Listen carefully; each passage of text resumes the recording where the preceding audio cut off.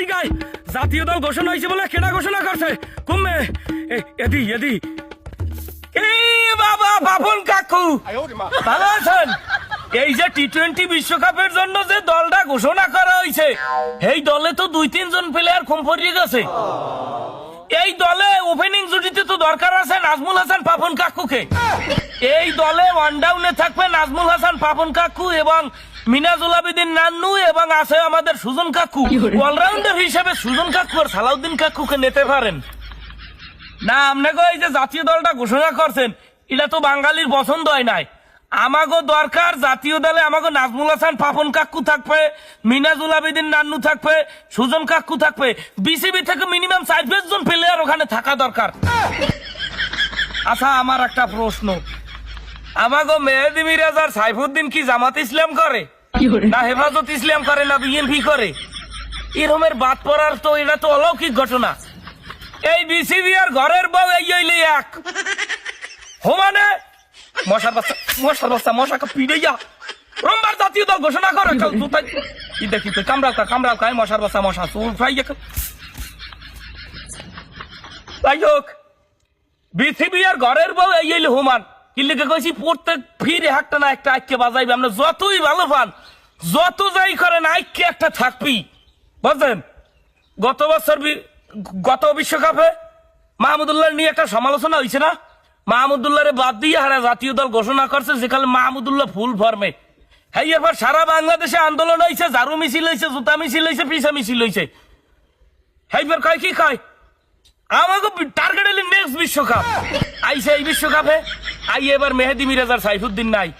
Madam মেহেদি মিরাজ এই যে তানভীর ইসলাম ছেলেটার এনেছেন, এই যে শেখ মেহেদি নেছেন, এই যে রিশাদ হোসেন নেছেন, এই যে ব্যাটি এই যে 3টা প্লেয়ার এগোসাই কি মেহেদি মিরাজ কোনান দিয়ে পাউছেন না?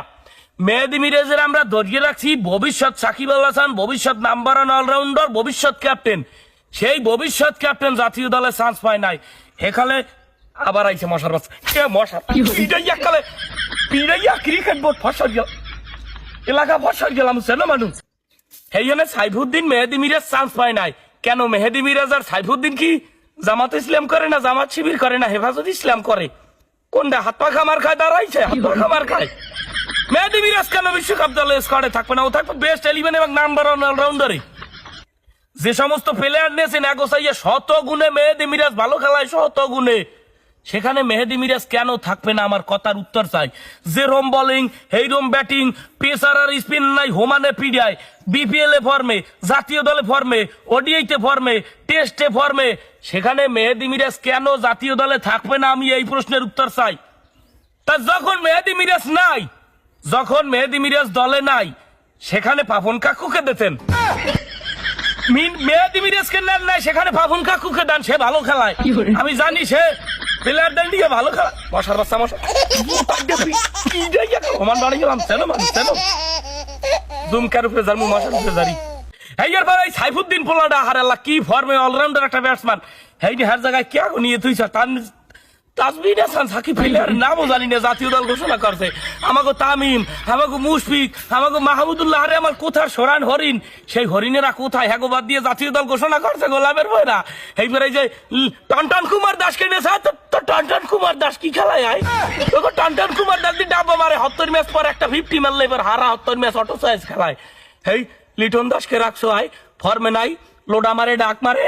হেইয়ের পর হেই প্লেয়ারটাকে জাতীয় দলে নেওয়ার আমাকে মেহেদি মিরাজ চান্স পায় না।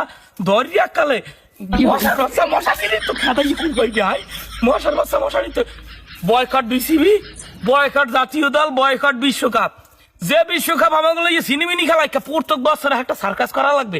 1 বছর বাদ দাও মাহমুদুল্লাহকে, 1 বছর বাদ দাও মেহেদি মিরাজকে, জাতীয় দলের খেলাই দেখবো না। আবার দেখবে না এই বিশ্বকাপ শেষ হলে কইবে এ বিশ্বকাপ থেকে আমরা শিখছি, আমাকে টার্গেট নেক্সট বিশ্বকাপ। এটা একটা শিক্ষা সফর বানাই লইছে। জনগণের টাকায় দিয়ে ক্রিকেট চলে, অথচ জনগণের পছন্দ অপছন্দের কোনো দামই নাই। জনগণের টাকায় বাংলাদেশ ক্রিকেট দল চলে, অথচ জনগণের পছন্দ অপছন্দের কোনো দামই নাই। এটা একটা শিক্ষা সফর, আমাকে ওঠায় শিক্ষা সফর করতে যায়। প্রত্যেক বিশ্বকাপে যাইবে, প্রত্যেক আন্তর্জাতিক ম্যাচে যাইয়া কইবে একটা শিক্ষা সফরের নাম যাই কইবে আমরা শিখছি, আমরা এই বিশ্বকাপ থেকে আমরা শিক্ষা অর্জন করেছি, আমাকে টার্গেট নেক্সট বিশ্বকাপ। এই বিশ্বকাপ থেকে আমরা শিখছি আমাকে টার্গেট নেক্সট বিশ্বকাপ।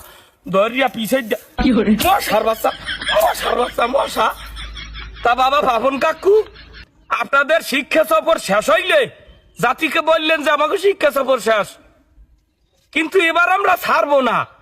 এই যে জনগণের লাগে সিনিমিনিটা করছো, এবার আমরা ছাড়বো না। হোমানে দইয়ে দেবো, হোমানে দইয়ে দেবো মেহেদি মিরাজের ওই পজিশনে। মেহেদি মিরাজ এলে একটা আলুর তরকারি, যেখানে মন চায় হেইনে উড়াইতেন, ওপেনে, ওয়ান ডাউনে, টু ডাউনে, 4 ডাউনে, 5 ডাউনে, ফিনিশিয়ারে যেখানে উড়াইতেন ও সেখানে মানাইতে, সেখানে ভাড়াইয়ে লাইতে। তারপরে ছেলেটাকে নেন নাই এই তরকারিতে। মশার বাচ্চা, মশার বাচ্চা, স্বপনের বাচ্চা, মশার বাচ্চা, স্বপনের বাচ্চা, মশার বাচ্চা।